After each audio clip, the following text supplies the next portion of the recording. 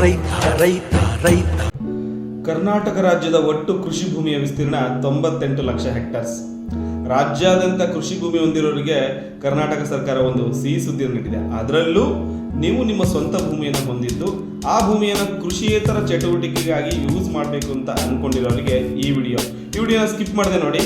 ಇವತ್ತಿಗೂ ಕೂಡ ಕೃಷಿ ಭೂಮಿ ಹೊಂದಿರೋರು ಕೃಷಿಯೇತರ ಚಟುವಟಿಕೆಗಾಗಿ ತಮ್ಮ ಭೂಮಿಯನ್ನು ಬಳಸ್ಕೋಬೇಕಾಗಿದ್ದಲ್ಲಿ ಮಾನ್ಯ ಜಿಲ್ಲಾಧಿಕಾರಿಯವರ ಪರ್ಮಿಷನ್ ತಗೋಬೇಕು. ಹೇಗೆ ಅಂದರೆ ಆ ಕೃಷಿ ಭೂಮಿಯನ್ನು ಕೃಷಿಯೇತರ ಭೂಮಿಯಾಗಿ ಪರಿವರ್ತನೆ ಮಾಡಬೇಕು, ಕನ್ವರ್ಷನ್ ಮಾಡಬೇಕು.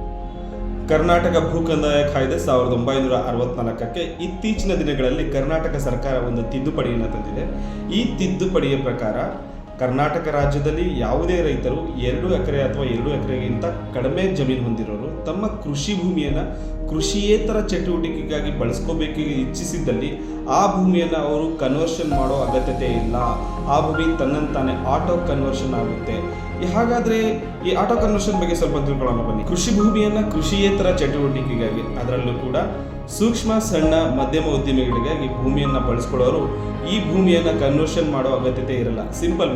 ಮೊದಲಿಗೆ ಹೇಗಿತ್ತು ಅಂದರೆ ನಾವು ನಮ್ಮ ಕೃಷಿ ಭೂಮಿಯನ್ನು ಕೃಷಿಯೇತರ ಚಟುವಟಿಕೆಗಾಗಿ ಬಳಸ್ತೀವಿ ಅಂದರೆ ಮಾನ್ಯ ಜಿಲ್ಲಾಧಿಕಾರಿಯವರ ಪರ್ಮಿಷನ್ ತಗೊಂಡು ಅದನ್ನು ಕನ್ವರ್ಷನ್ ಮಾಡಬೇಕಾಗಿತ್ತು. ಅಕಾರ್ಡಿಂಗ್ ಟು ದಿಸ್ ಅಮೆಂಡ್ಮೆಂಟ್, ಈ ಅಮೆಂಡ್ಮೆಂಟ್ ಆದಮೇಲೆ ಕೃಷಿಯೇತರ ಚಟುವಟಿಕೆಗಾಗಿ ನಾವು DC ಆಫೀಸ್ಗೆ ಜಸ್ಟ್ ನಾವು ಈ ಭೂಮಿಯನ್ನು ಕೃಷಿಯೇತರ ಚಟುವಟಿಕೆಗಾಗಿ ಬಳಸ್ತಾ ಇದ್ದೀವಿ ಅಂತ ಒಂದು ಸೆಲ್ಫ್ ಡಿಕ್ಲರೇಷನ್ ಕೊಟ್ಟರೆ ಸಾಕು, ಈ ಭೂಮಿ ಆಟೋ ಕನ್ವರ್ಷನ್ ಆಗುತ್ತೆ.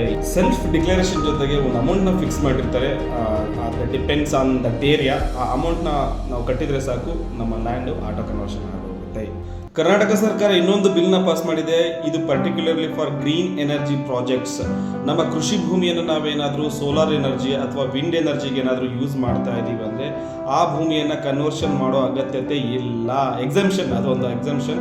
ಆ ಭೂಮಿಗೆ ಒಂದು ಸರ್ಟೆನ್ ಫೀಸ್ನ ಫಿಕ್ಸ್ ಮಾಡಿರ್ತಾನೆ. ಆ ಫೀಸ್ನ ಕಟ್ಟಿದ್ರೆ ಸಾಕು. There is no need of conversion. ನಮ್ಮ ಈ ವಿಡಿಯೋ ನಿಮಗೆ ಇಷ್ಟ ಆಗಿದ್ದಲ್ಲಿ ಹೆಚ್ಚಿನ ಸಂಖ್ಯೆಯಲ್ಲಿ ಶೇರ್ ಮಾಡಿ. ಧನ್ಯವಾದಗಳು.